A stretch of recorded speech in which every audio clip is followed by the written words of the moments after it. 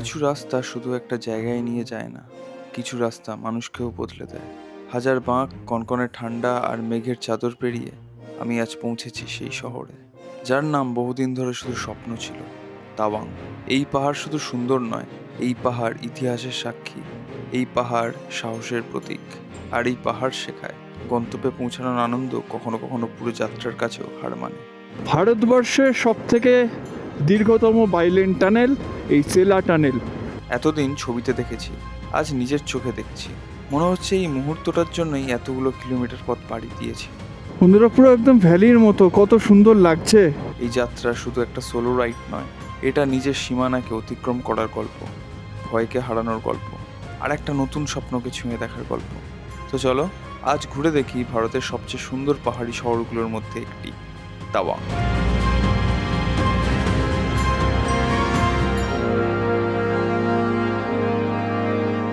Good morning বন্ধুরা, আজকে হচ্ছে 9 জুন এবং এখন টাইম হচ্ছে সকাল 7:30 বাজে। আমি এখন ঘুম থেকে উঠে আমি পুরোপুরি রেডি হয়ে গেছি, ব্যাগ ট্যাগ সব কিছু গোছানো হয়ে গেছে এবং আজকের ওয়েদার কিছুটা এরকম। ওকে, আমি কিন্তু অরুণাচল ঢুকে এখন অবধি কিন্তু বিশাল কোনো বৃষ্টি পাইনি, যেন না পাই সেটা হোপ করছি, হোপ ফর দ্য বেস্ট। আর এই হচ্ছে আমার হোমস্টে, এটাতে আমি ছিলাম একদম এই দিকের রুমটায়। রুমের কস্ট নিয়েছে আমার থেকে হচ্ছে 1100 টাকা। রুম থেকে বেরিয়ে এই হচ্ছে রিভার। তো তোমরা দিরাঙে এলে অবশ্যই এই জায়গাটায় থাকতে পারো। এই হোটেলটার নাম অ্যাকোমুন রিভার সাইড কটেজ। এখন আমি এখান থেকে একটু চাটা খেয়ে বেরিয়ে যাব হচ্ছে তাওয়াংয়ের পথে। তাওয়াংটা কীভাবে যাবো, সেলার পাস হয়ে যাব নাকি সেলার টানেল হয়ে যাব, সেটা কিন্তু আমি তোমাদেরকে রাইড চলাকালীন জ্বালাবো। তো আপাতত একটু চাটা খেয়ে, চাও চলে এসছে, চা দিয়ে দিয়েছে, এই যে ব্ল্যাক কফি দিয়ে দিয়েছে, আমি ব্ল্যাক কফি বলেছিলাম, এই যে ব্ল্যাক কফি দিয়ে দিয়েছে। এই ব্ল্যাক কফিটা খেয়ে আপাতত আমি বেরিয়ে যাব। বেরিয়ে তারপর তোমাদের সাথে দেখা হচ্ছে মোটো ব্লগ সেট আপে, কীরকম কী খরচ হচ্ছে। আমি এখান থেকে পেট্রোলটা ভরিয়েই যাব, ব্ল্যাক কফি চিনি ছাড়া, এবং কীরকম কী খরচ হচ্ছে না হচ্ছে সেটাও আমি তোমাদেরকে জানাবো, ঠিক আছে? তো বন্ধুরা, বেরিয়ে পড়ছি তাওয়াংয়ের উদ্দেশ্যে এবং তাওয়াং যাওয়ার পথে ওয়ার মেমোরিয়াল পড়বে। তো সেই ওয়ার মেমোরিয়ালটাতেও আর কি যাব।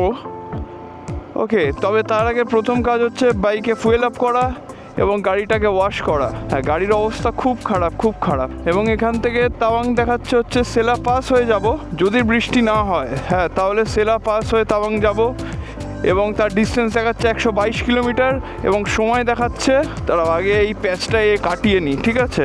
উঠে গিয়ে বাঁদিকে রমা মার্কেটের মধ্যে পেট্রোল পাম্প আর কি রয়েছে, তো সেখানে আর কি ফুয়েল আপটা করিয়ে নিতে হবে, ঠিক আছে? ওয়াশ হোগা ওয়াশ? हाँ कितना? अच्छा, तो मैं पेट्रोल ফুয়েল আপ करके आ रहा हूँ।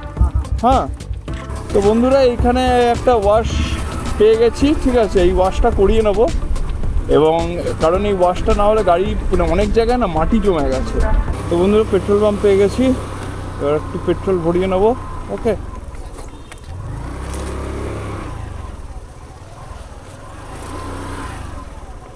ফুল করে দিয়েছি।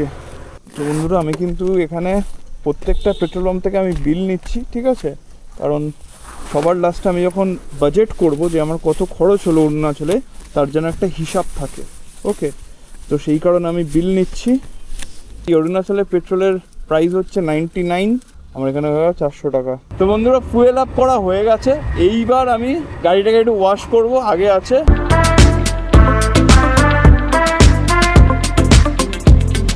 গাড়ি পুরো ক্লিন, তেল ভরাও ডান। এবার একদম সোজা বেরোবো হচ্ছে তাওয়াংয়ের উদ্দেশ্যে, এবং তাওয়াং যাওয়ার পথে একটা ওয়ার মেমোরিয়াল পড়বে, সেই ওয়ার মেমোরিয়ালটাও কিন্তু আমরা দেখে নেব, ঠিক আছে? তো চলো লেটস গো বন্ধুরা।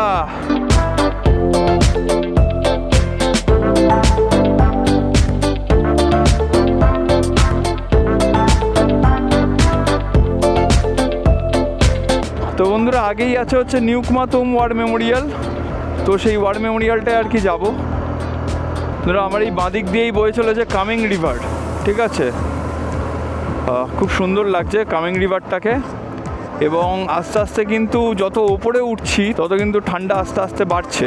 রোড টু তাওয়াং, আহা এবার কিন্তু ঠান্ডা ঠান্ডা লাগছে বন্ধুরা। আমি আমার জ্যাকেটের চেনটা কিন্তু আটকে নেবো এবার।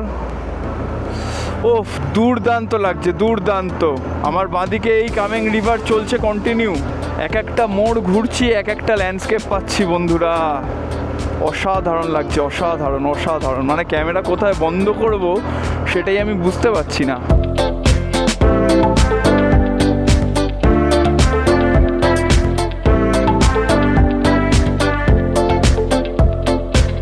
অরুণাচলের রাস্তা সত্যি দুর্দান্ত। মানে বিআরওকে স্যালুট জানাচ্ছি, বর্ডার রোড অর্গানাইজেশনকে, যে এরকম রোড মেনটেন করার জন্য। মানে রাস্তা তো বানাতে পারে যে কেউ, কিন্তু এই রোডটা কন্টিনিউয়াস মেনটেন করে গেছে। সিরিয়াসলি আমি এখনও অবধি অরুণাচলে ঢোকার পর থেকে যতগুলো জায়গা আমি কভার করে এসেছি, সেটা রূপা হোক, সেটা শেরগাঁও হোক, দিরাং হোক, প্রত্যেকটা রাস্তাই কিন্তু অসাধারণ অসাধারণ। এবং এই রাস্তাগুলো আরও বিশেষ কারণে ভালো রাখতে হয়, তার কারণ হচ্ছে অরুণাচল কিন্তু পুরোটাই সেন্সিটিভ এরিয়া, চায়না বর্ডার। তো বিভিন্ন মিলিটারি ট্রুপস, আর্মি ট্রুপস এগুলো যাতে তাড়াতাড়ি পৌঁছাতে পারে, তো সেই কারণে রাস্তা কিন্তু অল টাইম মেনটেন রাখতে হবে। এখানটায় একটু দাঁড়িয়ে আমরা একটুখানি আমি এই ওয়ার মেমোরিয়ালটা দেখে নেবো, ঠিক আছে? এইটা হচ্ছে নিউক মাদুমের ওয়ার মেমোরিয়াল, তাওয়াং যাবার পথেই আর কি পড়বে।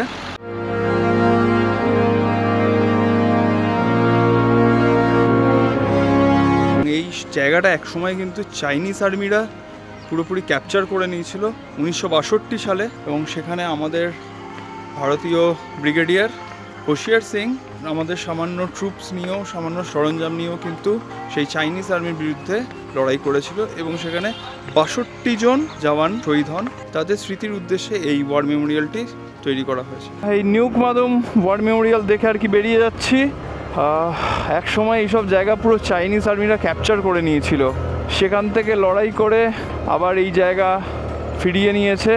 এবং এই সব যে জায়গাগুলো দেখছো, এইসব জায়গায় কিন্তু এক সময় যুদ্ধ হয়েছে। তখন তো আর এরকম রাস্তা ছিল না। মানে সিরিয়াসলি বলছি, এইসব জায়গাগুলো দেখলে গায়ে কাটা দেয়। এইসব জায়গায় যে ক্যাপচার করে নিয়েছিল চাইনিজ আর্মিরা, সেই সময় অল্প সরঞ্জাম, অল্প ইকুইপমেন্ট, সেই ইকুইপমেন্ট নিয়ে লড়াই করেছিল ব্রিগেডিয়ার হোশিয়ার সিং, এবং 62 জন জওয়ান শহীদ হয়েছিল। তো তোমরা যখন অরুণাচল আসবে এবং অরুণাচল এসে যখন তাওয়াংয়ের পথে যাবে, যাওয়ার পথে এই নিউক মাদুম ওয়ার মেমোরিয়াল পড়ে যাবে, দেখে কিন্তু অবশ্যই যাও, দেখবে তোমাদের ভালো লাগবে, সত্যিই খুব ভালো লাগবে।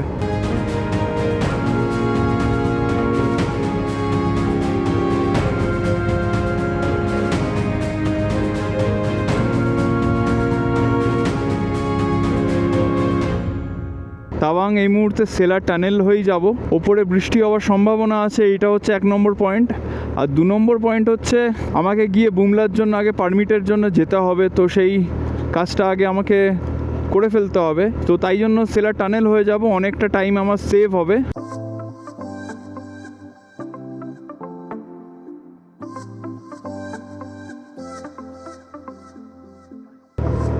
আগে গিয়ে কিছু একটা খাবার দোকান দেখবো, সকাল থেকে ব্রেকফাস্ট করিনি, হালকার ওপর কিছু খেয়ে নেবো। এই সামনে একটা দোকান দেখতে পাচ্ছি, একটু ভালো লোকেশন দেখে দোকান একটু খুঁজছি, মানে যেখানে একটুখানি বসার জায়গাটাকে আছে, একটুখানি এক টাইপের আছে। এই জায়গাটা নয়, এই জায়গাটা খুব একটা ভালো লাগছে না আমার।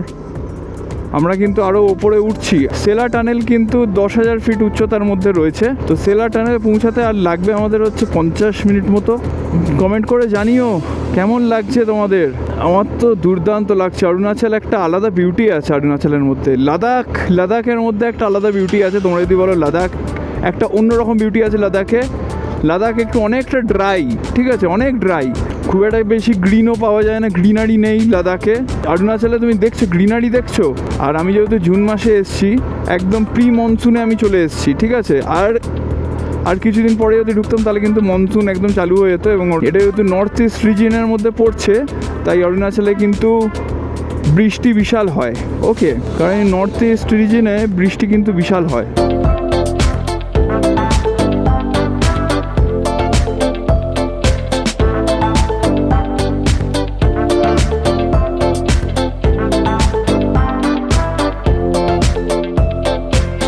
মেঘ ঢোকা কিন্তু শুরু হয়ে গেছে অলরেডি। ওকে, তোমরা দেখতে পাচ্ছ কি লেভেলের মেঘ ঢুকছে, এবং ঠান্ডাও কিন্তু যত উঠছি তত কিন্তু বাড়ছে। তাওয়াংয়ে কিন্তু ভালো ঠান্ডা আছে, ইউটুকানে আমি শিওর। এখনই ভালো ঠান্ডা পাচ্ছি, কিন্তু এখনো অবধি কোনো খাবার দোকান পেলাম না, এটাই হচ্ছে বিরক্ত লাগছে। দেখো মেঘ উঠছে, দেখো এখানে মানুষের ঠান্ডা ফান্ডা লাগে না নাকি? এত ঠান্ডার মধ্যেও একটা নর্মাল টি শার্ট পরে ঘুরে বেড়াচ্ছে। গাড়ি কিন্তু এখন অবধি ভালোই সার্ভিস দিচ্ছে, ঠিক আছে। Enjoy the car, do not hug it. তো বন্ধুরা, যেতে যেতে একটা দোকানে দাঁড়িয়েছি। এখানে ম্যাগি পেয়েছি আলটিমেটলি, অনেকক্ষণ পরে অনেক জায়গায় খুঁজতে খুঁজতে।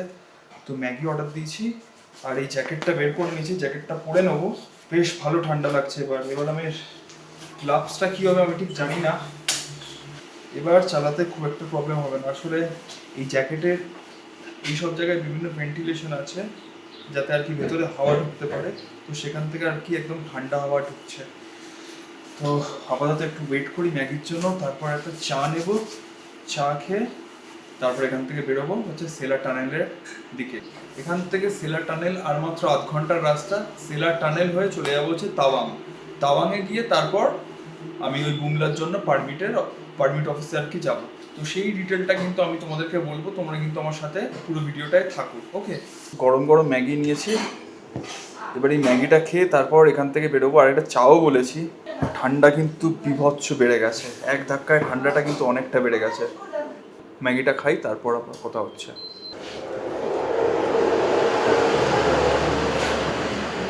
তো বন্ধুরা, আপাতত এখানে ম্যাগি আর চা খেয়ে বেরিয়ে পড়লাম। জ্যাকেটটা তো পরেই নিয়েছি, বেশ ঠান্ডা ঠান্ডা লাগছিল, এবার একটু ঠান্ডা কম লাগছে। এই দেখো কি মেঘ। একটু আগে আবার গুড়ি গুড়ি বৃষ্টি হচ্ছিল ঝিরিঝিরি করে, এখন আর বৃষ্টিটা হচ্ছে না। ওরে বাপরে বাবার সেই মেঘ শুরু হয়ে গেল। সেলা টানেল এখান থেকে আর মাত্র আধ ঘন্টার ডিস্টেন্স, ওকে। ভালো লাগলে কিন্তু অবশ্যই সাবস্ক্রাইব করো চ্যানেলটা, ঠিক আছে। কমেন্ট করে দিও, আর আমার ডেসক্রিপশানে ইনস্টাগ্রামের লিঙ্ক দেওয়া রয়েছে, ফলো করতে পারো।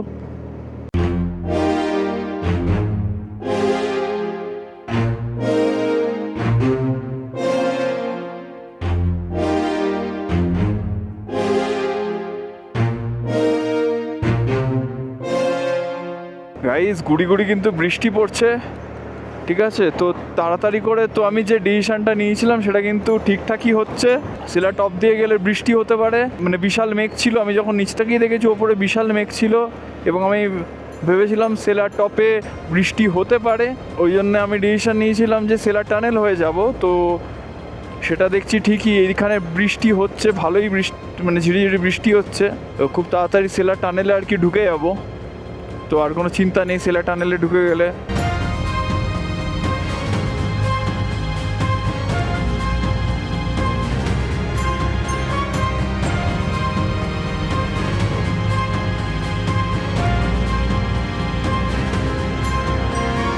দেখছো কিছু দেখা যাচ্ছে? তার মধ্যে আমার ভাইজার কিন্তু পুরোপুরি ফগ জমে যাচ্ছে ভাইজারে যেহেতু অ্যান্টি ফগ লাগানো নেই, তাই জন্য পুরো ফগ জমে যাচ্ছে। আমি ভুল করেছি, বিশাল বড় ভুল করেছি।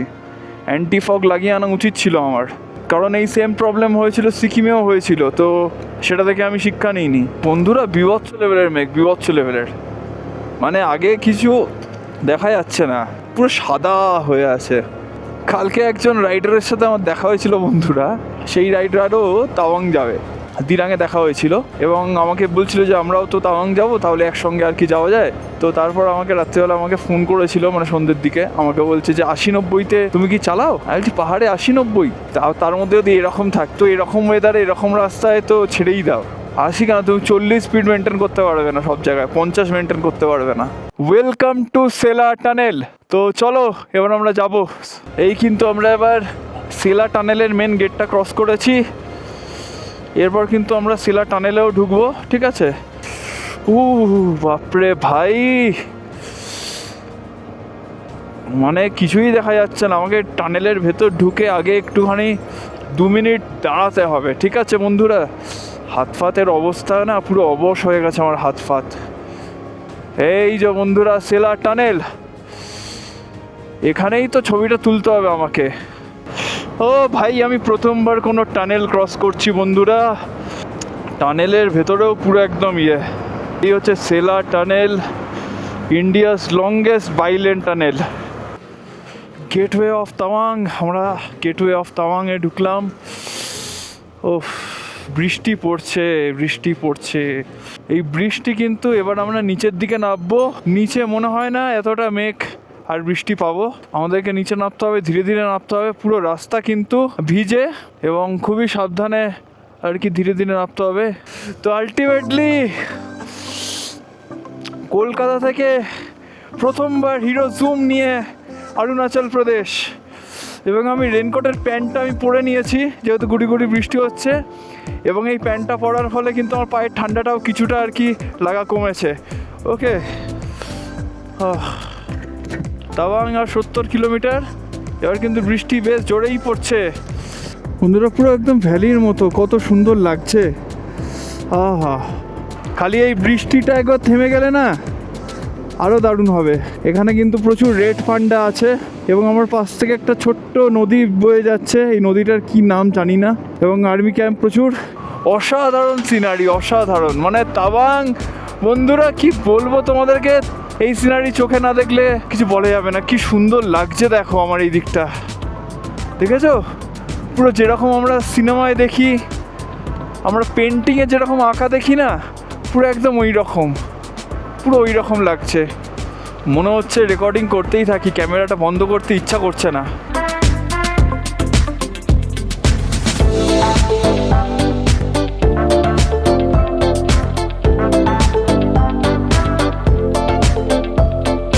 এই জায়গাটা জাস্ট একবার দেখো তোমরা, অসাধারণ লাগছে।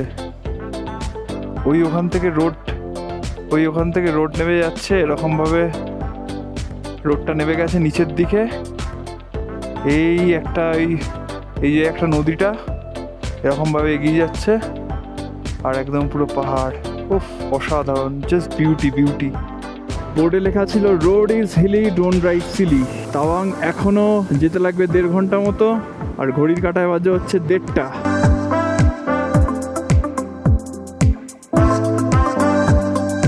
এই আমার সামনে একটা ওয়াটারফলস দেখছো, তাওয়াং যাবার পথে আর কি পড়বে। এই ওয়াটারফলসের নাম হচ্ছে জাং ওয়াটারফলস। এইদিকে দেখতে পাচ্ছ মেঘ, কিভাবে মেঘ উঠছে। এটা ছিল হচ্ছে জাং ওয়াটারফলস। তোমরা যখন তাওয়াংয়ের পথে যাবে তখন কিন্তু এই জাং ওয়াটারফলস পেয়ে যাবে। তো এখানে দাঁড়িয়ে কিন্তু তোমরা দেখে নিতে পারো। আর বাকি এখানে আবার বৃষ্টি শুরু হচ্ছে টিপ টিপ করে, তো তাই জন্য আর দাঁড়াচ্ছি না, বেরিয়ে যাচ্ছি এখান থেকে। তো চলো যাই। এখনও তাওয়াং পৌঁছতে বেশ 1.5 ঘন্টা মতো সময় লাগবে। গিয়ে হোটেল খোঁজার ব্যাপার আছে আমাদের, কিন্তু হোটেল আমি কিন্তু বুক করে যাইনি আজকে তাওয়াংয়ে। এবং সবথেকে বড় কথা হচ্ছে এখানে আবার মেঘ ঢোকা শুরু হয়ে গেছে, তো যতটা তাড়াতাড়ি পারবো নিচে নামার চেষ্টা করছি।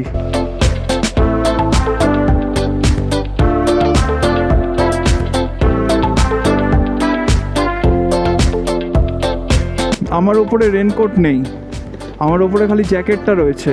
এবার এখান থেকে তো আবার মেঘ শুরু হয়ে যাচ্ছে, আমি বরং এই জ্যাকেটটা খুলে রেনকোটটা পরে নেবো, ওটাই আমার মনে হচ্ছে বেস্ট। এবার তারও দেখতেও পাচ্ছি না কিছু। তো বন্ধুরা বাইরে প্রচণ্ড বৃষ্টি হচ্ছে, এবং আমি যেতে যেতে যশবন্তগড় ওয়ার মেমোরিয়ালে চলে এসেছি, ওদের ওখানকার ক্যাফেতে। এবং ওদের ওখানকার ক্যাফেতে এসে আমি একটা আলু পরাঠা বলে দিয়েছি, আলু পরাঠা একটা। বাইরে প্রচণ্ড বৃষ্টি হচ্ছে, আমার যা যা লাগেজ ছিল সেগুলোকেও একটা দুটো লাগেজ আমি এখানে নিয়ে চলে এসেছি। নিয়ে এসে এবার আমি এখানে জাস্ট এটা খাবো, খেয়ে ততক্ষণে বৃষ্টিটা থামলে আমি এবার এখান থেকে বেরিয়ে যাবো, ঠিক আছে? আর এই কালার, এই রেল লাইনারটা আমার একটু ছোটো হয়ে গেছে, মানে আমি যখন মেন জ্যাকেটটা পরেছি, মেন জ্যাকেটটার ওপর এই জ্যাকেটটা পরলে একটু টাইট হয়ে যাচ্ছে, আর একটু লুজ নেওয়া আমার দরকার ছিল। তো যাই হোক, আমি আপাতত খাই, তারপর দেখা হচ্ছে। এখনও তাওয়াং যেতে মোটামুটি 1 ঘন্টা তো 1.5 ঘন্টা তো লাগবেই তাওয়াং যেতে। আপাতত আমি খাই। আলু পরাঠা নিয়ে নিয়েছি, একদম গরম গরম। এবং এখানে কিন্তু এলে তোমরা এই যশবন্তগড় ওয়ার মেমোরিয়ালটা কিন্তু অবশ্যই ভিজিট করো। এই যে এখানকার ক্যাফেতে, মেমোরিয়ালের যে নিজস্ব ক্যাফে আছে আর্মিরা চালায়, খুবই কম দাম, ঠিক আছে? তো সেখানে তোমরা দুপুরে লাঞ্চটা করে নিতে পারো। মানে বৃষ্টি কন্টিনিউয়াস হয়েই যাচ্ছে, যদি একটু থামতো তাও একটা কথার কথা ছিল, একটুও থামছে না। এবং যা ওয়েদার দেখছি এখন থামার তো আমি কোনো চান্স দেখছি না। খাওয়া দাওয়া করলাম, সব কিছু করলাম, বেশ কিছুক্ষণ ওয়েটও করলাম, কিন্তু তারপরেও দেখলাম বৃষ্টিটা থামছে না। তো এবার এখানে যদি এতক্ষণ ওয়েট করতে থাকি কন্টিনিউ, তাহলে কিন্তু সমস্যা আছে, ঠিক আছে? এই বৃষ্টিটা কতক্ষণ চলবে বুঝতে পারছি না, কিন্তু তবে তাড়াতাড়ি তাওয়াং ঢুকলে একটা তো সুবিধা ছিলই, সেটা হচ্ছে বুমলার জন্য পারমিটটা করিয়ে নিতে পারতাম। জানি না বুমলা পাসের কী অবস্থা এখন, এখানেই যদি এত বৃষ্টি হয়। বৃষ্টি কিন্তু অনেকটা থেমেছে, অনেকটা কমেছে একটু আগের থেকে। তো আমি চেষ্টা করছি একটু একটু তাড়াতাড়ি যাবার।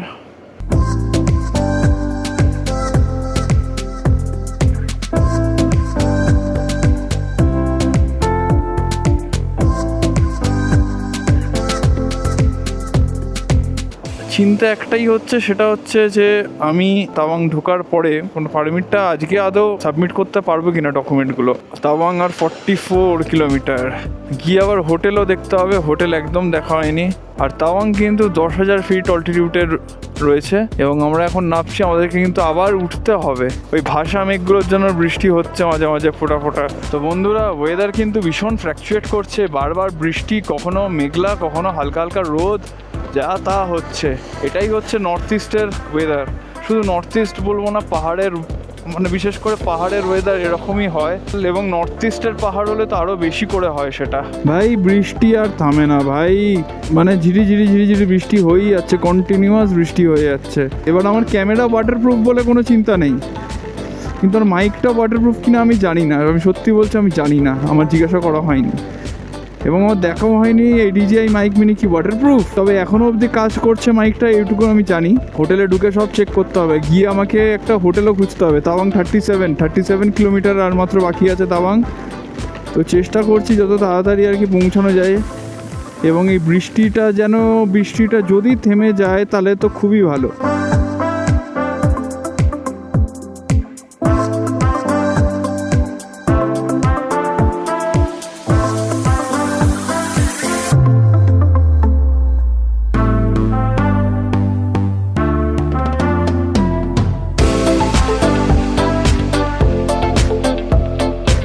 তো বন্ধুরা, আমি হোটেল খুঁজে বেড়াচ্ছি, তার মধ্যে কন্টিনিউয়াস ঝমঝম ঝমঝম করে বৃষ্টি হয়েই যাচ্ছে।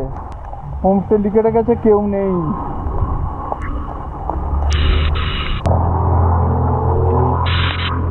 এই তো এইটা একটা হোমস্টে, হ্যাঁ এই তো হোমস্টে।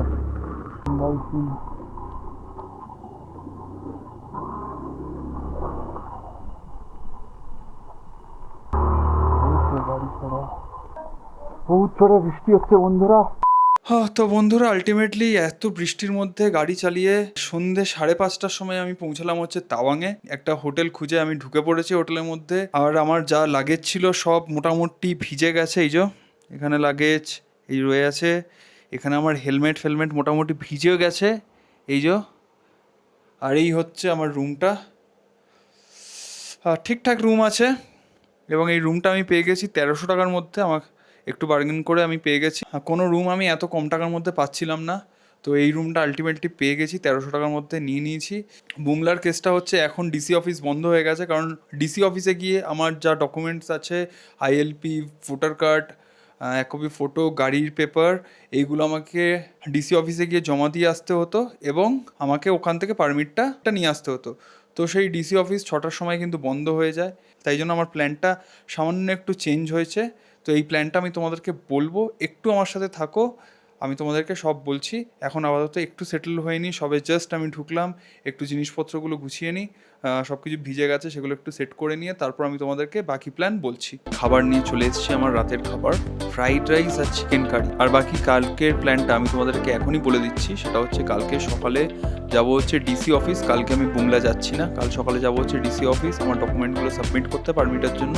ডিসি অফিসে সাবমিট করার পর সন্ধেবেলা পারমিটটা আমাকে দেবে, মানে আগামীকাল সন্ধেবেলা আমাকে পারমিটটা দেবে, দিয়ে পরশু দিন সকালে আমি বুমলা যেতে পারবো। আপাতত আজকের ব্লগ আমার এখানেই শেষ হচ্ছে। যদি তোমাদের ব্লগটা ভালো লেগে থাকে তাহলে কিন্তু অবশ্যই আমার চ্যানেলটাকে সাবস্ক্রাইব করো, এবং নেক্সট এপিসোডের জন্য কিন্তু ওয়েট করো।